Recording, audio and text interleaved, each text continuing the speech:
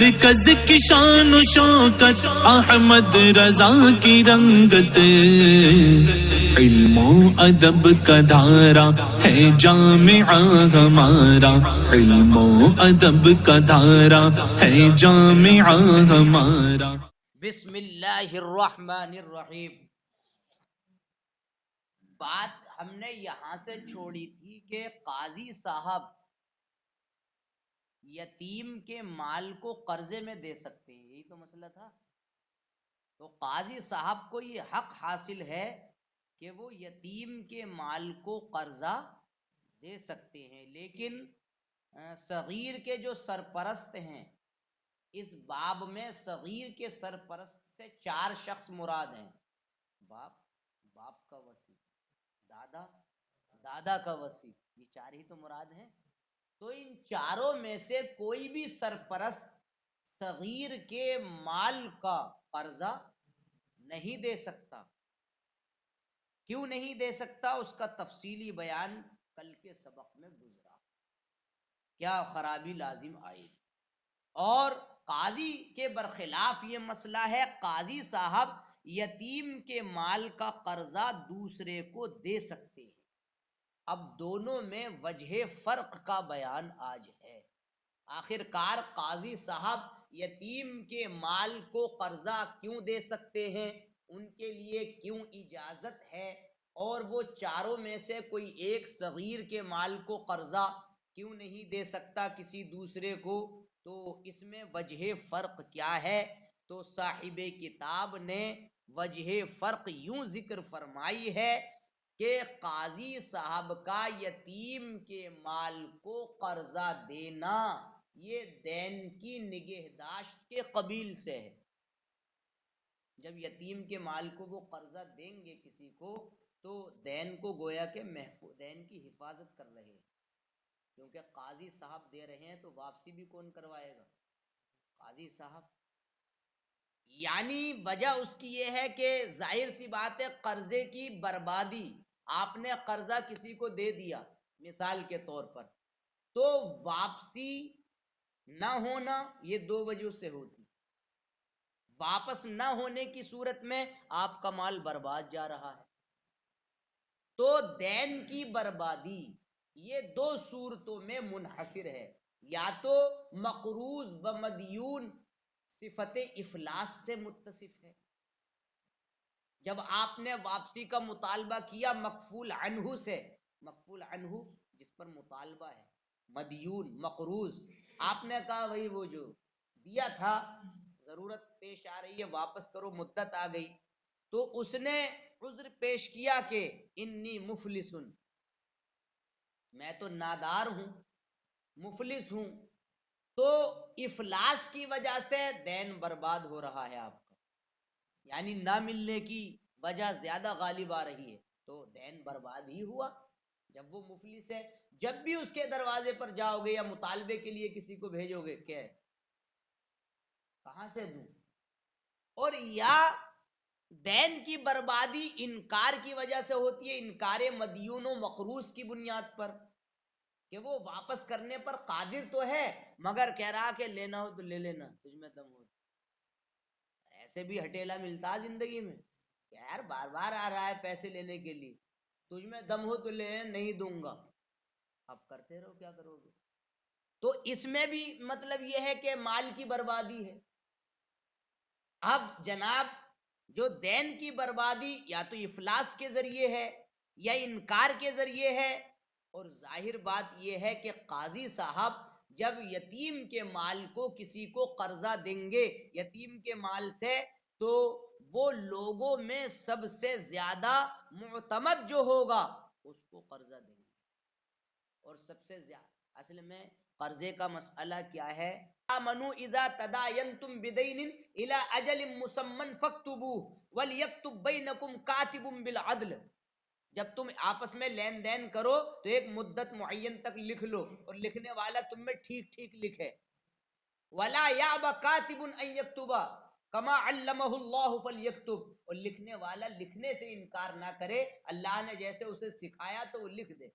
وَلْيُمْلِلِ الَّذِي عَلَيْهِ الْحَقِّ، اور وہ املا کرے جس پر حق آ رہا ہے، یعنی لکھے. املا یملی املان کا معنی کیا ہوتا؟ لکھوانا. تو قاضی صاحب لوگوں میں سب سے زیادہ جو عمدہ ہوگا اور سب سے زیادہ جو اچھا لکھنے والا ہوگا اعتماد کے ساتھ اس کو چنیں گے اپنی قضا کی بنیاد پر. اور قاضی صاحب کو لوگوں کے حالات کی چھان بین کی بھی سرپرستی حاصل ہوتی ہے نا.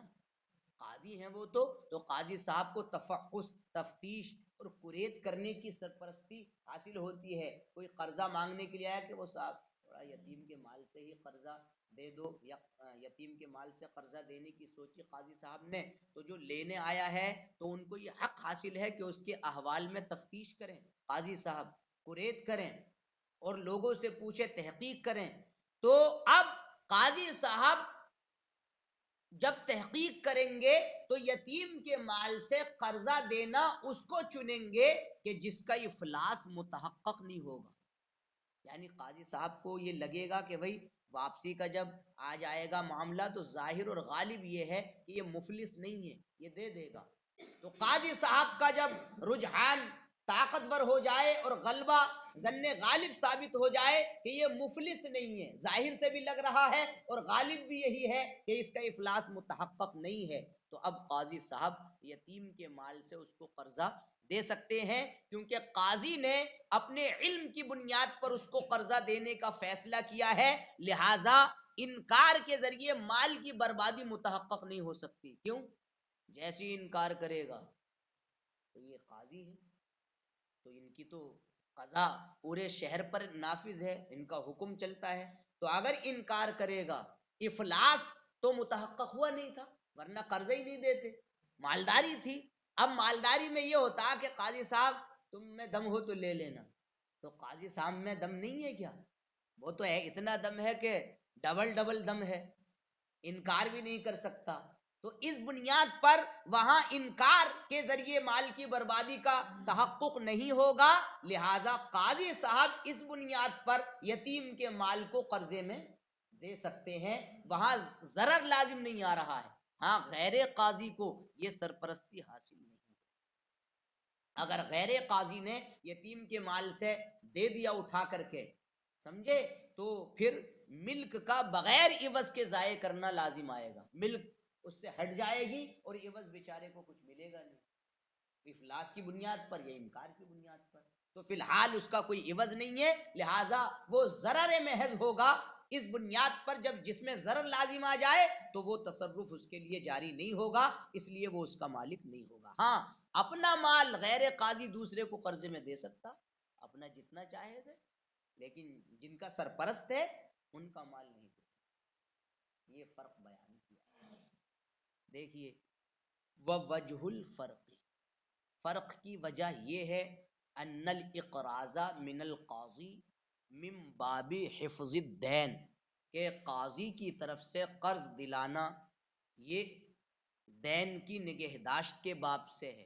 لأن تودین ہے، یہ توا مصدر ہے، یہ تول مال ضاع المال، اس لیے کہ دین کی بربادی بالافلاس، افلاس کے ذریعے ہے، او بالانکار یا انکار کے ذریعے ہے. والظاہر ان القاضی یختار، قاضی سب سے زیادہ معتمد علیہ کو چنے گا.